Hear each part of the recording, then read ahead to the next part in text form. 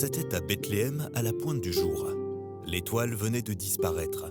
Le dernier pèlerin avait quitté l'étable. La Vierge avait bordé la paille.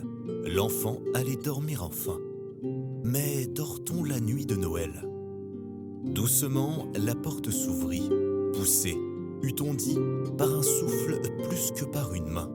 Et une femme parut sur le seuil, couverte de haillons, si vieille et si ridée que, dans son visage couleur de terre, sa bouche semblait n'être qu'une ride de plus. En la voyant, Marie prit peur, comme si ça avait été quelque mauvaise fée qui entrait. Heureusement, Jésus dormait. L'âne et le bœuf mâchaient paisiblement leur paille et regardaient s'avancer l'étrangère sans marquer plus d'étonnement que s'ils la connaissaient depuis toujours. La Vierge, elle, ne la quittait pas des yeux.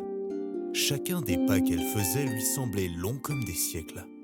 La vieille continuait d'avancer, et voici maintenant qu'elle était au bord de la crèche.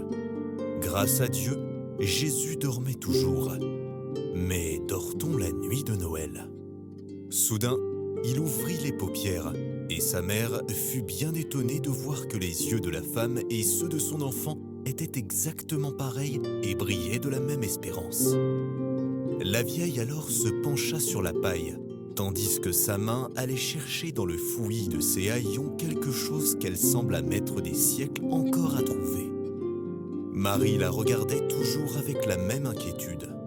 Les bêtes la regardaient aussi, mais toujours sans surprise, comme si elle savait par avance ce qui allait arriver.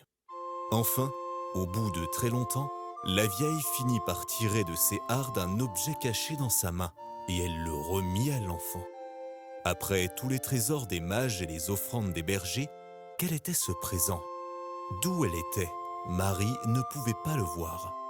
Elle voyait seulement le dos courbé par l'âge, et qui se courbait plus encore en se penchant sur le berceau. Mais l'âne et le bœuf, eux, le voyaient et ne s'étonnaient toujours pas. Cela encore dura bien longtemps. Puis la vieille femme se releva, comme allégée du poids très lourd qui la tirait vers la terre. Ses épaules n'étaient plus voûtées. Sa tête touchait presque le chaume. Son visage avait retrouvé miraculeusement sa jeunesse. Et quand elle s'écarta du berceau pour regagner la porte et disparaître dans la nuit d'où elle était venue, Marie put voir enfin ce qu'était son mystérieux présent. Ève, car c'était elle, venait de remettre à l'enfant une petite pomme, la pomme du premier péché, et de tant d'autres qui suivirent. Et la petite pomme rouge brillait aux mains du nouveau-né comme le globe du monde nouveau qui venait de naître avec lui.